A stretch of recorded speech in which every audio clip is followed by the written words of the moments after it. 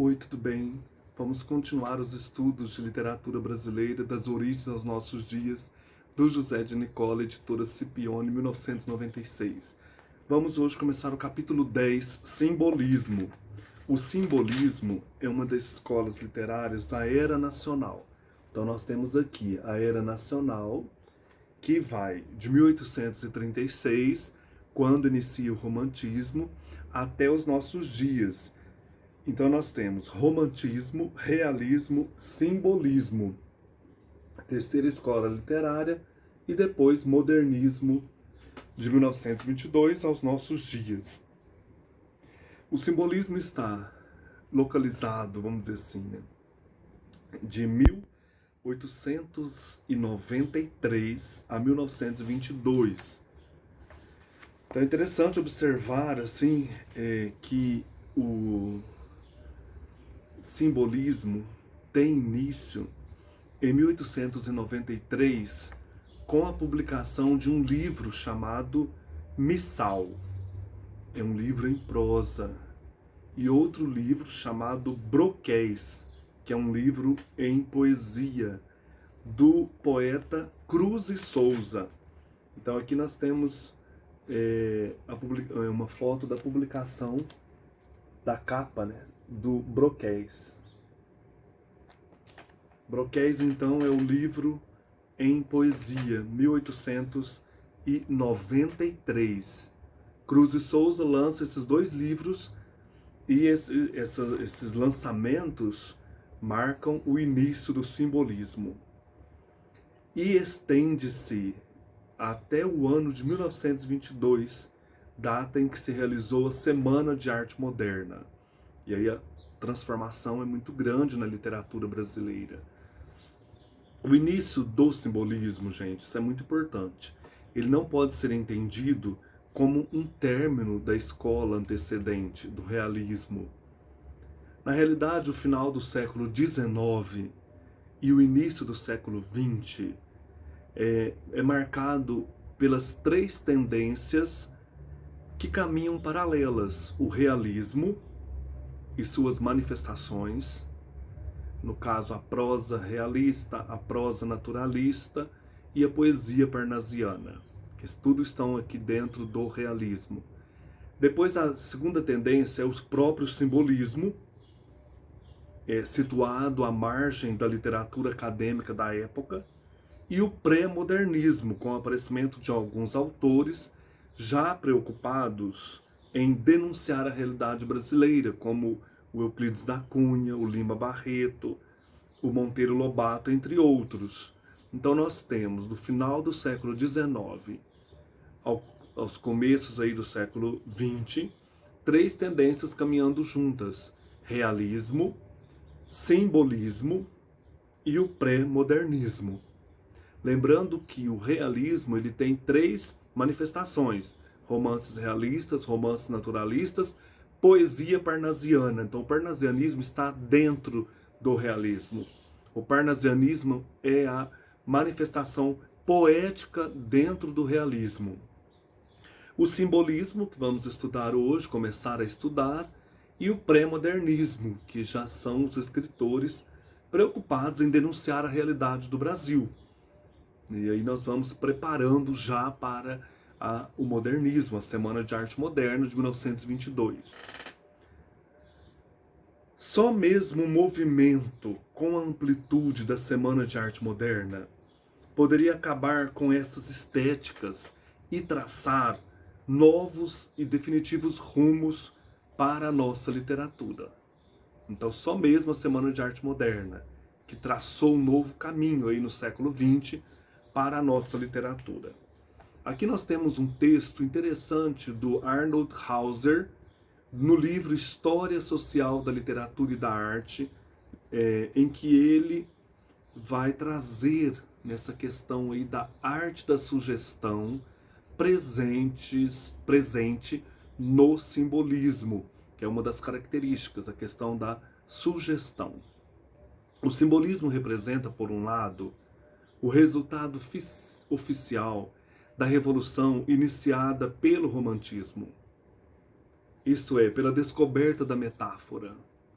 ou melhor, um resultado final, né, de tudo aquilo que o romantismo procurou através da metáfora. Célula germinal da poesia e que conduziu à riqueza da imaginária impressionista. Então tudo aquilo, né, a questão da metáfora, vai aparecer muito aqui no simbolismo. Mas não só repudia o impressionismo pelo seu ponto de vista materialista e o Parnaso pelo seu formalismo e racionalismo, lembrando que o parnasianismo resgata a cultura clássica, né, o classicismo, uma volta ao classicismo, como também o simbolismo repudia o romantismo pelo seu emocionalismo e o convencionalismo da sua linguagem metafórica. Ele usa a metáfora, mas aqui como sugestão, e não como um resgate do sentimento, daquele convencionalismo. Aqui é mais a questão da sugestão, sugerir algo. Na realidade, o simbolismo pode considerar-se a reação contra toda a poesia anterior. Descobre qualquer coisa que ou nunca se conhecera, ou a que nunca até aí se dera relevo, a poesia pura. O simbolismo resgata a poesia pura, a poesia que surge do espírito irracional, não conceptual da linguagem, que é contrária a toda interpretação lógica. O simbolismo resgata a pureza, a poesia pura. Para o simbolismo, a poesia é apenas a expressão daquelas relações e correspondências que a linguagem, deixada a si própria, cria entre o concreto e o abstrato, o material e o ideal, e entre as diferentes esferas dos sentidos. Então ele quer resgatar o que a poesia é em si mesma. Mallarmé, poeta francês, simbolista, pensa que a poesia é a anunciação de imagens suspensas, oscilantes e constantemente evanescentes. Afirma que nomear um objeto é destruir 3/4 do prazer que reside no adivinhar gradual da sua verdadeira natureza. Então aqui nós estamos falando de teoria literária, daquilo que o simbolismo é voltar para o objeto na sua pureza. O símbolo implica, porém, não apenas a evasão, a dar um nome diretamente, mas a expressão indireta de um significado, que é impossível dar diretamente, que é essencialmente indefinível e inesgotável. Então é sempre uma tentativa de nomear, mas através do que o objeto é.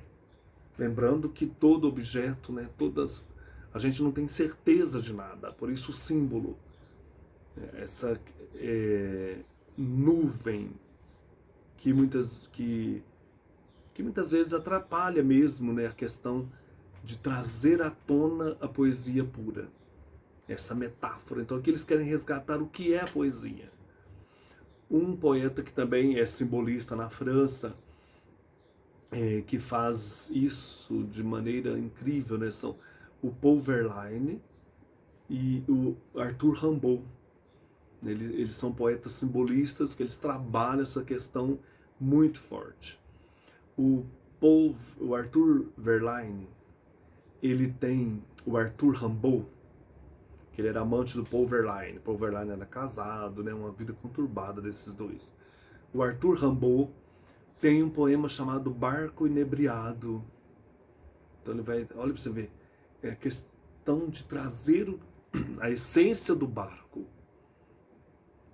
Essa procura, né, de mostrar o que o objeto é na sua essência através da poesia. O contexto histórico desse período, gente, é de muitas transformações aqui no país, né? São momentos assim muito dramáticos. Por exemplo, nós temos aqui a Primeira Guerra Mundial, temos no mundo, né, a Primeira Guerra Mundial, temos os conflitos aqui no Brasil, lá no Rio Grande do Sul. Tudo isso no meio, né, dessas mudanças, o simbolismo se faz presente, né, principalmente no Sul, com o poeta Cruz de Souza. O simbolismo, então, reflete um momento histórico extremamente complexo, que marcaria a transição para o século XX e a definição de um novo mundo, o qual se consolidaria a partir da segunda década deste século, principalmente aí com a Primeira Guerra Mundial. Basta lembrar que as últimas manifestações simbolistas e as primeiras produções modernistas são contemporâneas da Primeira Guerra Mundial e da Revolução Russa. Então nós estamos aqui num complexo momento histórico, né? As correntes materialistas e racionalistas da segunda metade do século XIX não mais respondiam às exigências de uma nova realidade, já que o processo burguês industrial evoluía a passos largos, gerando inclusive a luta das grandes potências pelos mercados fornecedores de matéria-prima e mercados consumidores. Então nós temos um novo colonialismo, lutas de classes, né, diferenciações, injustiças muito fortes nesse período, né, e sempre. Mas aqui isso se intensifica com o processo industrial, que traz progresso, mas também traz muito sofrimento. Por esses motivos, dá-se a retaliação da África e ampliam-se as influências sobre os territórios asiáticos. Tomava corpo, assim, o fantasma da guerra. Sempre que se torna difícil analisar o mundo exterior e entendê-lo racionalmente, a tendência natural é cair na sua negação, voltando-se para uma realidade subjetiva. As tendências espiritualistas renascem, o subconsciente e o inconsciente são valorizados, né? Freud, Jung, segundo a lição, aí no caso, freudiana. O mundo está um caos, vamos pensar no homem, não mais com aquela questão sentimental do romantismo, mas quem somos, verdadeiramente, né? O que estamos fazendo aqui no mundo? É comum afirmar que o Brasil não teve um momento típico para o simbolismo, sendo essa escola literária mais europeia, dentre as que contaram com seguidores em nossa terra, no confronto com as demais e por isso mesmo chamada de produto de importação. Então muitas vezes a crítica é o simbolismo. Teve aqui dois grandes poetas, né, o Cruz de Souza e Alfonso de Guimarães, mas essa escola ela é chamada mais de um produto de importação. Não teve um momento assim muito definido aqui, mas é interessante notar que as origens do simbolismo em território nacional se encontram então em uma região de profunda marginalização social também, pela elite da época. Ela sofria marginalização, que é o Sul, e em ebulição constante. O Sul era marginalizado pela elite política e intelectual da época, e lá acontece o palco de inúmeras revoltas, iniciadas em 1893, o mesmo ano do início do simbolismo. A Revolução Federalista, por exemplo, ela inicia em 1893 e vai até 1895. A princípio, uma disputa regional. Logo ganha dimensão nacional ao se opor ao governo de Floriano Peixoto, gerando cenas de extrema violência e crueldade no Rio Grande do Sul, Santa Catarina, Paraná. Ao mesmo tempo, nós temos também a Revolta da Armada, que inicia no mesmo ano de 1893 e vai até 1894, com os navios da Marinha imobilizados aí na Baía de Guanabara, apontando seus canhões para o Palácio do Governo e exigindo a renúncia do Floriano Peixoto. Na época, a Marinha era chamada de monárquica. Alguns meses depois, os navios pressionados pelos legalistas abandonam o Rio de Janeiro em direção ao sul, estendendo-se violentos combates aí até a fronteira com o Uruguai. Então a gente vê um Brasil também em ebulição. Esses acontecimentos levariam o historiador Cruz Costa a afirmar que o final da luta no Rio Grande do Sul, que só se dará no governo que sucede a Floriano Peixoto, manchou várias vezes o triunfo dos republicanos. No entanto, esmagando a revolta, Floriano consolidaria a República. Então a República foi um golpe militar, né, passa por momentos terríveis. Nós já estamos presenciando isso nesse contexto histórico aí do final do século XIX e também nos inícios do século XX. né? A revolta da Armada, a Revolução Federalista, toda essa consolidação da República se dá em meio a extremos e terríveis combates. Daí talvez surgem esse clima para o simbolismo, né? Voltar para uma realidade onírica, espiritual, marcado então o simbolismo por frustrações, angústias, falta de perspectiva, resultando no afastamento do fato e na busca do sujeito. Vamos pensar no nosso papel aqui nessa realidade, né? Frustrante, em ebulição, né? Essa realidade em lutas. Nós temos algumas características importantes do realismo, principalmente essa questão sugerir, sugestão. O Stéphane Mallarmé, que é um poeta também simbolista francês, ele nasceu em 1842 e morre em 1898, ele diz: sugerir, eis o sonho. Então vamos voltar um pouco para essa realidade interna. O simbolismo, então, começa como negação do realismo, dessa realidade e suas manifestações. De fato, a nova estética nega o cientificismo, o materialismo, o racionalismo, valorizando em contrapartida as manifestações metafísicas e espirituais. Então isso é importante, é uma característica importante. Nega as realidades científicas e volta para as manifestações espirituais, manifestações metafísicas. O que equivale a dizer que é a negação do naturalismo e do parnasianismo.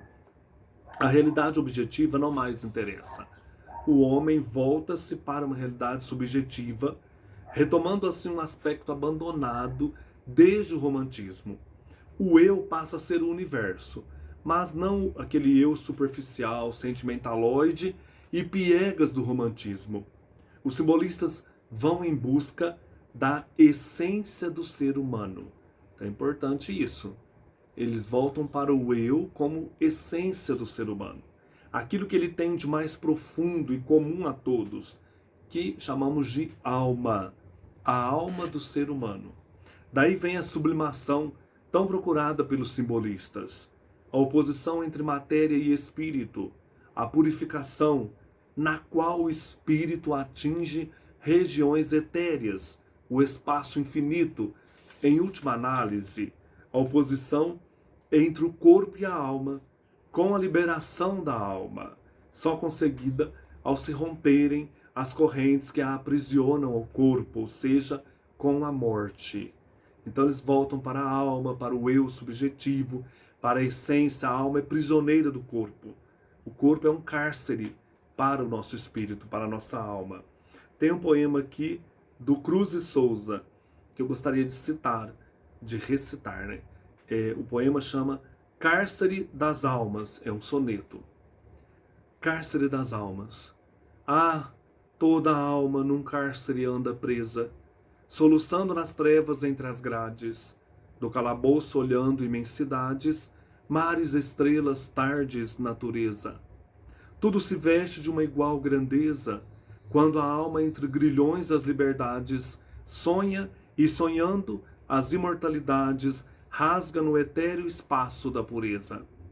Ó almas presas, mudas e fechadas, nas prisões colossais e abandonadas, da dor no calabouço atroz, funéreo. Nesses silêncios solitários, graves, que chave do céu, que chaveiro do céu, possui as chaves para abrir-vos as portas do mistério?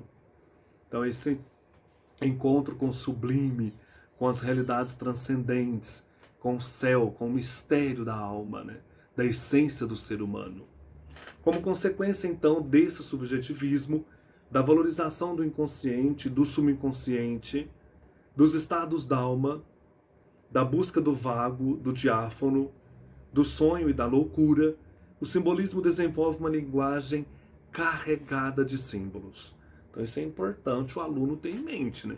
Quando estudar esses sonetos, os símbolos, que são chamados de tropos, isto é, o desvio, a mudança de significado de uma palavra ou expressão. Existe um termo, um tropos, para indicar algo, para simbolizar algo. É uma palavra que simboliza algo. Em clara oposição à literatura de linguagem mais seca e impessoal. Então é importante você ter isso em mente, né? A questão de uma palavra, de um tropos, um símbolo para significar outra coisa. Também a musicalidade é uma das características mais fortes da estética simbolista. Segundo o ensinamento de um dos mestres do simbolismo, Paul Verlaine, que em seu poema intitulado Art Poétique afirmou: De la musique avant toute chose, a música acima de tudo. Então nós temos repetições de fonemas, de letras, no caso aqui são chamados, é uma figura de linguagem, aliteração, repetição de um fonema. O Cruz de Souza vai fazer isso num poema chamado Violões que Choram. Ele vai trazer aí na repetição da letra V. E assim por diante. A aliteração é uma figura de linguagem, repetição de um fonema para sugerir um som. Isso é muito usado. No simbolismo, tudo é sugestão. As palavras transcendem o significado, ao mesmo tempo em que apelam para a totalização de nossa percepção, ou seja, apelam para todos os nossos sentidos. Então, ficar atento a isso. Sugestão, musicalidade, busca da essência do ser humano, manifestações metafísicas, espirituais, realidades subjetivas. Todas essas são características do simbolismo. Então nós temos aqui as palavras transcendendo o seu significado, apelando para os nossos sentidos, através do uso então de duas figuras de linguagens, que são as sinestesias e aliterações. O que é sinestesia? Isso é importante, tem que saber, não tem como estudar o simbolismo e não saber o que são as figuras de linguagens. Principalmente essas duas que são muito usadas. Sinestesia, do grego sim, sensação, aestesis, sensação. Relação, sinestesia, relação subjetiva que se estabelece espontaneamente entre uma percepção e outra que pertença ao domínio de um sentido diferente. O que você está falando, né? Vocês estão pensando. Então você usa um termo para indicar outra coisa. Mas por que não usa o mesmo termo? Gente, é poesia, é símbolo, é sugestão. Então o que nós podemos aqui, olha, um perfume que evoca uma flor. É uma sinestesia. Você usa um termo para falar de um perfume, mas está evocando uma flor. Um som que evoca uma imagem. Você usa um termo para falar de um som evocando uma imagem. Então, uma relação subjetiva que se estabelece espontaneamente entre uma percepção e outra, entre uma relação entre uma percepção e outra, que pertence a um domínio de sentido diferente. Então, são dois sentidos diferentes. São relação entre dois termos que estabeleçam sentidos: olfato, visão, audição, degustação. Então vamos para os exemplos, né? Aí nos ajudam. Avista-se o grito das araras. Avista-se o grito das araras. É uma frase de João Guimarães Rosa que está na Ave Palavra, que é um livro póstumo dele. Vamos observar. Avista-se, visão. O grito das palavras. Grito, audição. Então são dois termos usados, cada um pertencendo a um sentido diferente. Avista-se é o que? Visão. O grito, audição. Então você usa dois termos que têm sentidos diferentes. Avista-se o grito das palavras, das araras. Não seria melhor falar escuta-se o grito das araras? São dois sentidos iguais, escutar o grito. Mas aqui é avistar o grito. Então a sinestesia, você usa um termo para trazer um sentido diferente. Um termo que também é sentido. Olha, avistar é um sentido da visão. Grito, da audição. Vejam, não é diferente um do outro. Então, A sinestesia é isso. Você tem percepções diferentes usando termos relacionados aos sentidos. Avista-se o grito das araras. Seria melhor escuta-se o grito.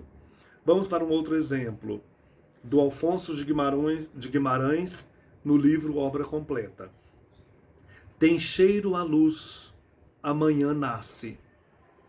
Ó sonora audição, colorida do aroma. Então, ó, tem cheiro a luz. Cheiro, olfato. A luz, visão. A luz tem cheiro? Tem cheiro a luz. Luz é visão. Cheiro, olfato. Dois sentidos diferentes. Sonora audição, colorida do aroma. Ó sonora audição, colorida, visão, do aroma, sabor. Então vocês vejam que são termos que se relacionam para falar dessa manhã que nasce, mas com sentidos diferentes. Ó, sonora audição, colorida visão do aroma, sabor. Então isso é sinestesia, uso de termos relacionado a sentidos, visão, olfato, audição, para falar de realidades diferentes, para falar de uma, no caso aqui, de uma manhã que nasce. Ela nasce, mas os sentidos são observados de maneira diferentes, né? Então você sente o cheiro da luz, Você tem a sonora audição colorida do aroma. É necessário muita atenção para analisar os versos simbolistas, para captar essa questão da sinestesia. Palavras para indicar sentidos diferentes. Temos uma relação espontânea entre palavras que indicam sentidos diferentes. A outra figura de linguagem é a aliteração, que eu já falei. Consiste na repetição de fonemas ou de sílabas, mas aqui são mais, na poesia, repetição desses fonemas para indicar um som. Difere da onomatopeia, na medida em que esta é a imitação do som, né? A onomatopeia, ó. Plac, plac, plac, plac. Alguém andando, batendo o chinelo, né? Toque, toque, batendo na porta. Toque, toque. Isso é onomatopeia. Aqui a aliteração é a repetição da vogal ou da sílaba. Fonema, né? O A é um fonema, o B é um fonema, o C é um fonema. Que a letra também. Então aqui a repetição para indicar um som. A aliteração é sugestão de um som. Vamos para os exemplos. A brisa do Brasil beija e balança. O que repetiu aí? O B. É um verso do Navio Negreiro de Castro Alves. A brisa do Brasil beija e balança. Então tá falando da brisa balançando. Repetiu o B. O B sugere esse balanço. Como eu bato batucada, Beto bate bola. É uma frase, né, um verso do Sérgio Ricardo, Beto bom de bola. O que o B aqui repetido sugeriu? O batuque da bola, né, o bater da bola. Como eu bato batucada, Beto bate bola. Batendo, ba, ba, ba. Outro, amor morto, motor da saudade. É um verso de Caetano Veloso, da música Acrilírico. Então o que repetiu aí? O M, ó, amor morto, motor da saudade. O M, para falar desse amor que morreu, né? Um outro, Pedro Pedreiro, penseiro esperando o trem, que já vem, que já vem, que já vem. Do Chico Buarque de Holanda, Pedro Pedreiro. O que repetiu? No começo, a letra P e D, ó. Pedro Pedreiro, penseiro esperando. Depois o M, esperando o quê? O trem, que já vem, que já vem, que já vem. O P e o D, a espera, indica a espera, ele está parado, ansioso. E depois o trem vindo, o movimento do trem. O trem que já vem, que já vem, que já vem. O barulho da locomotiva. Mais um. Toda gente homenageia Januária na janela. Até o mar faz maré cheia para chegar mais perto dela. De Chico Buarque de Holanda, Januária. Primeiro repetiu gente, G e J, ó. Som, fonema, né? G e J. Toda gente homenageia Januária na janela. Então ela está lá na janela, a Januária, todo mundo homenageando ela. Ó, G, G. Esse estar ali na janela. Depois, o mar. Até o mar faz maré. Mar, maré. Barulho das ondas.